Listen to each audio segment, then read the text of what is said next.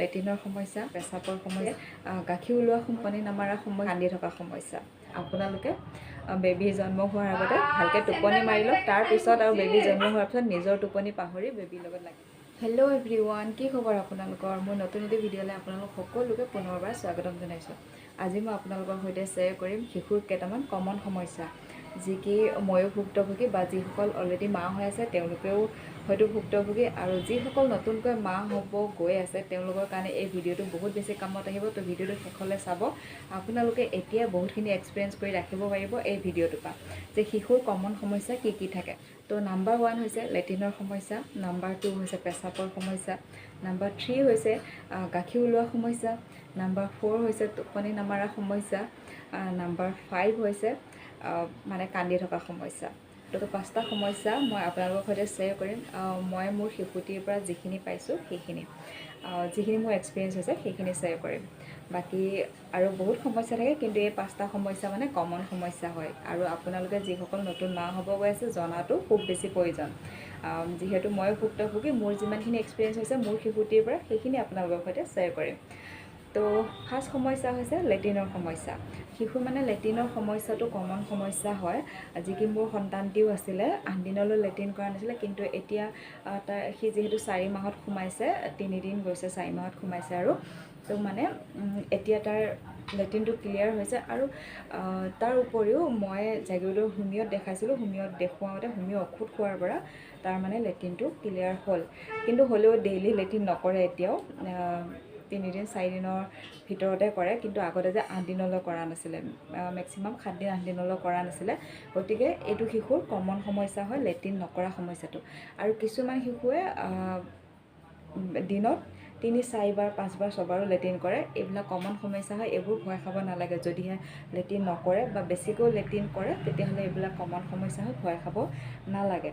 তাৰ বাহিৰে পেচাবৰ সমস্যা, যিবোৰ শিশু লেট্ৰিন মানে কি 3, 4 দিনৰ পিছত হয় বা 7 দিনৰ পিছত হয়, সেইবোৰ শিশুৱে পেচাব বহুত ঘনাই কৰে। যি কি মোৰ শিশুটি কৈছোঁ আপোনালোকক, যে লাষ্ট 8 দিনলৈ কৰা নাছিলে, বা 7 দিন 6 দিনৰ মূৰত বা 5 দিনৰ মূৰত তেনেকৈ কৰে, কিন্তু তাৰ পেচাবটো বহুত বেছি, মানে বহুত ঘনকৈ পেচাব কৰে। আৰু যিবোৰ শিশুৱে মানে কি লেট্ৰিন কৰে 2-3 বাৰ দিনটোত, পেচাবটো কম হয়, কিন্তু এইবোৰ কমন সমস্যা হয়। তাৰপিছত হ'ল শিশুৰ গাখীৰ ওলোৱা সমস্যা। শিশুৱে গাখীৰ কিয় উলিয়ায়? গাখীৰটো হয়তো 2-এটা শিশুৰ বাহিৰে মেক্সিমাম শিশুৱে এইটো সমস্যা থাকে, গাখীৰ ওলোৱা সমস্যাটো, যি কি মোৰ শিশুটিও এই গাখীৰ ওলোৱা সমস্যাটো আছে। খুৱাই মানে যেতিয়া গাখীৰ খুৱাওঁ, খোৱাৰ পিছত সিহঁতক যদি মানে বিচনাত শুই পেলাই গাখীৰ খুৱায়, তেতিয়াহ'লে উঠাই লৈ এনেকৈ মানে কান্ধত লৈ পেলাই এনেকৈ পিঠিখন মালিচ কৰি দিব লাগে, তেতিয়া গাখীৰটো নুলিয়ায়। আৰু একদম যেতিয়া সৰু হৈ থাকে ন, তেতিয়া কিন্তু গাখীৰটো উলিয়ায়, অলপ বেছি নুলিয়ায়, কিন্তু বেছিকৈ উলিয়ালে সেইটো সমস্যা ডক্টৰক দেখাব লাগিব। কিন্তু যদি কমকৈ উলিয়ায় সেইটো কমন সমস্যা হয়, নেদেখালেও হ'ব। আৰু এতিয়াও মোৰ শিশুটিয়ে গাখীৰ উলিয়ায়, কিন্তু কমকৈ উলিয়ায়। কিন্তু আগতে মানে কি এৱা গাখীৰ টাইপৰ উলিয়ায়, এতিয়া কিন্তু দৈ কৰি উলিয়ায়। বেছি নুলিয়ায়, অলপ খাই দিয়াৰ পিছত যদি ঘপককৈ দাঙি দিলোঁ তেতিয়া উলিয়ায়, বা খাই পেলাই যদি বিচনাত শুৱাই থৈ দিওঁ তেতিয়াহ'লে উলিয়ায়, যদি উঠাই কৰি লৈ শুওঁ তেতিয়া নুলিয়ায়। তো সেইখিনি। নেক্সট হৈছে পেচাবৰ আৰু এটা সমস্যা আছে, মানে পেচাব কৰিলে কিছুমান শিশুৱে কান্দে দেই, মানে সেইটো তেনেকুৱা যদি সমস্যা হয়, কান্দা সমস্যাটো, বা লেট্ৰিন কৰিলে যদি কান্দা সমস্যা হয় ন, কান্দিলে হ'লে ডক্টৰক দেখুৱাব। যদিহে নৰ্মেল পেচাব কৰে বা নৰ্মেল লেট্ৰিন কৰে, নাকান্দে, একো অসুবিধা নকৰে, তাৰ মানে কি মুখৰ বা হাত ভৰি কোনো ধৰণৰ মুভ কৰি যদি নাথাকে তেতিয়াহ'লে ঠিকে আছে, সেইটো নৰ্মেল হয়। যদিহে মানে কি পেচাব কৰোঁতে লেট্ৰিন কৰোঁতে কান্দে বা হাত ভৰি মাৰি থাকে, মুখৰ এক্সপ্ৰেশ্যনটো বেলেগ ধৰণৰ হয়, তেনেহ'লে তেনেকুৱা সমস্যাত ডক্টৰক ইমিডিয়েটলি দেখাব। সেইটো অলপ ভয় লগা হয়, সেইটো কথা।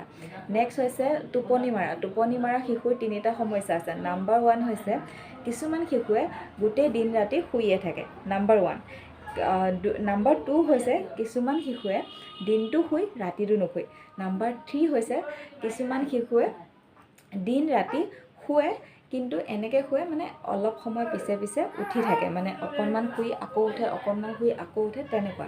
এতিয়া মোৰ শিশুটি কোনটো নাম্বাৰত পৰে? নাম্বাৰ 1ত, মানে ই দিন আৰু ৰাতি শুইয়ে থাকে। উঠে 2 ঘণ্টা বা 1 ঘণ্টাৰ পিছত উঠে, গাখীৰ খাই আকৌ টোপনি যায়, আমনি একেবাৰে নকৰে। তো মোৰ শিশুটি নাম্বাৰ 1 অপশ্যনটোত পৰে। তো সেইবোৰ হ'লে ভয় খাব নালাগে বেছিকৈ শুই থাকিলেও শিশুৰ একো প্ৰব্লেম নাথাকে গ্ৰ'থটো হৈ থাকে মানে আৰু মানে কি ডেভেলপমেণ্ট হৈ থাকে সেইটো ভালহে আৰু যদি কিছুমানে মানে কি দিনটো নুশুই ৰাতিটো শুই সেইটোতো প্ৰব্লেম নাই বাৰু ৰাতিটো শুলেতো ভালে হয় মাকেও ৰাতি শুব পাৰিব কিন্তু কিছুমানে মানে দিনটো শুই থাকিলে ৰাতিটো নুশুলে তেতিয়া কিন্তু মাকৰ মানে কি টোপনি ক্ষতি হয় গতিকে আপোনালোক যদি নতুন মা হ'ব গৈ আছে তেতিয়াহ'লে এতিয়াৰ পৰা প্ৰিপেয়াৰ হওক যে এতিয়া ভালকৈ টোপনি মাৰি লওক আপোনাৰ শিশু জন্ম হোৱাৰ পিছত টোপনিটো আপুনি পাহৰি যাওক শিশুৰ লগত লাগি থাকিব লাগিব সেইটো কথা আৰু মোৰো আৰম্ভণিত হস্পিটেলৰ পৰা অহাৰ পিছত 2-3 দিন তেনেকৈ কণ্টিনিউ দিনে ৰাতিয়ে টোপনি মাৰিব পৰা নাছিলোঁ মুখৰ অৱস্থা বেয়া হৈ গৈছিলে ইয়াৰ মানে পেটৰ অলপ প্ৰব্লেম আছিল যে মানে লেট্ৰিন কৰা নাছিলোঁ কৈছিলোঁ ন যেতিয়াৰ পৰা তাৰ লেট্ৰিনৰ সমস্যাটো ঠিক হ'ল তেতিয়াৰ পৰা কিন্তু তাৰ টোপনি পূৰাই আহিল আৰু মোৰো টোপনি ভাল হৈ গ'ল গতিকে সকলোৱেতো সেইখিনি নহয় বাৰু গতিকে আপোনালোকে বেবী জন্ম হোৱাৰ আগতে ভালকৈ টোপনি মাৰি লওক তাৰপিছত আৰু বেবী জন্ম হোৱাৰ পিছত নিজৰ টোপনি পাহৰি বেবীৰ লগত লাগিব লাগিব সেইটো মোৰ নিজৰ এক্সপিৰিয়েঞ্চৰ পিনৰ পৰা কৈছোঁ সেইটো নেক্সট হ'ল গ্ৰ'থৰ ওপৰত বেবী মানে কি হাত ভৰিবোৰ মাৰি থাকে নে নাথাকে বা টোপনি যায় নে নাযায় বা শৌচ পেচাব ভালকৈ কৰি থাকে নে নাথাকে বা নখ চুলি বাঢ়িছেনে নাই মই আগৰ ভিডিঅ' এটাও বনাইছোঁ এনেকুৱা গ্ৰ'থৰ ওপৰত সেইখিনিও চাব বা ওজনটো মাহে প্ৰতি জুখি থাকিব ওজন বাঢ়ি আছেনে নাই আমাৰ বেবী আমাৰ ওচৰতে চাব চেণ্টাৰ আছে তো মই মাহে প্ৰতি ওজন জুখি থাকোঁ আজিও ওজন জুখি আনিছোঁ তাক ওজন জুখিব গৈছিলোঁ ড্ৰেছ পিন্ধিয়ে আছোঁ তো 1 কিলো বাঢ়িছে এতিয়া তাৰ ওজন হৈছে 5 কিলো 200 গ্ৰাম 23 কিন্তু যোৱা মাহত যেতিয়া চেকআপ আছিলে তেতিয়া 4 কিলো 200 গ্ৰাম আছিলে পূৰা 1 কিলো বাঢ়িছে এমাহত গতিকে ওজনটো জুখি থাকিব তো আজি ভিডিঅ'টো ইমানখিনি আৰু যদি কিবা ৰখি গৈছে মনত কৰি পিছত ভিডিঅ' বনাই দিম ই মানে টোপনি যাব আমনিও কৰি আছে এইপিনে এয়া দেখিছেনে আৰু তাক মানে গাখীৰ খুৱাই দিলোঁ নহয় গাখীৰ খোৱাৰ পিছত মানে ভিটামিন D3 ঔষধটো খুৱাই দিছোঁ যে এতিয়া মানে সি টোপনি যাব সেইকাৰণে এনেকৈ আছে তো আজি ভিডিঅ'টো ইমানখিনিতে সামৰণি মাৰিছোঁ নতুন এটি ৰাতিপুৱা সৈতে নতুন এটি ভিডিঅ'ৰ সৈতে আকৌ আপোনালোকক লগ পাম এনেধৰণৰ ভিডিঅ'বোৰ পাবলৈ আপোনালোকে মোৰ চেনেলটো ছাবস্ক্ৰাইব কৰি ৰাখিব আৰু ভিডিঅ'টো শ্বেয়াৰ কৰিব লাইক কৰিব bye bye love you all